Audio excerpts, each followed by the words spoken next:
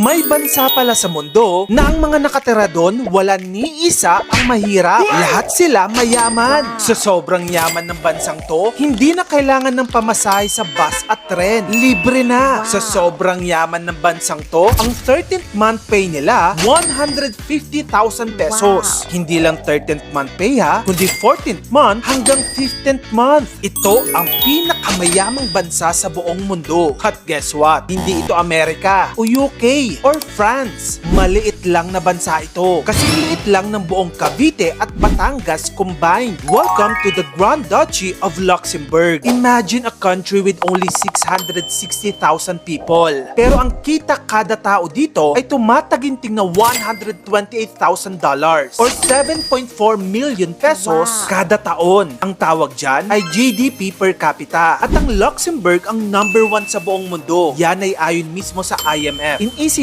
terms, mas marami ang pera ng kada tao dito kumpara sa kahit na anong parte ng mundo. In short, lahat sila mayaman. Para lang ma-imagine mo, no? Kung dito ka tumira, ganito ang buhay mo. Sa Luxembourg, libre lahat ng public transport. Bus, tren, at tram. Kahit taga-ibang bansa ka. Kaya pag magbabakasyon ka dito, tanggalin mo na sa budget mo ang pamasahe. Kasi sagot na yan ng gobyerno nila since 2020. Libre din ang edukasyon doon. Mula kindergarten hanggang university. Walang tuition. Libre din ang kanilang healthcare. Pati eyeglasses mo worth 200 euros o 14,000 pesos kada taon ay sagot na ng gobyerno nila. At ang 13th month pay nila ay nasa 2,300 euros per month or 150,000 pesos kada buwan. Wala silang stress sa traffic. Tahimik at super linis ng paligid. Ang mga park nila, hindi lang park. Parang gubat na Instagrammable. Kilala din ng Luxembourg sa kanilang work-life balance. Halos lahat ng empleyado may 30 days paid leave every year. Pero wait.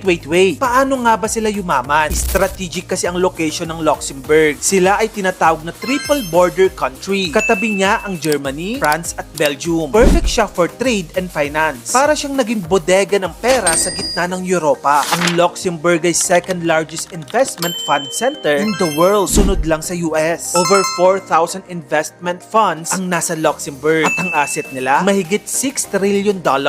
Meron ding 150 international banks ang may branch dito sa bansang to. Low taxes din sila at may transparency. Imbis na magtaas ng buwis, competitive corporate tax rates ang inoffer nila. Kaya maraming tech at finance companies ang lumipat sa bansang to. Pero hindi sila tax haven in a bad way ha. Regulated and legit ang sistema. Maliban dyan, stable ang government nila. Kaya naging investor magnet sila. Hindi sila palit ng policies. Dahil dito, investor trust them. Walang corrupt, walang trapo. Ang isa pang factor kung bakit sobrang yaman nila, small population equals to big slice. Ang Luxembourg ay may population na 660,000 lang. Pero alam mo bang 200,000 na katao mula France, Belgium at Germany ang nagtatrabaho sa Luxembourg? Sila ang tumutulong sa ekonomiya ng bansang ito. Pero hindi nila ito kaagaw sa benefits. Smart, diba? Ang OFW nila, mga French. Taray. Maliban dyan, hindi lang puro yaman ang Luxembourg ha. Napakaganda din ng bansang to. Tignan mo naman ang sceneries na to.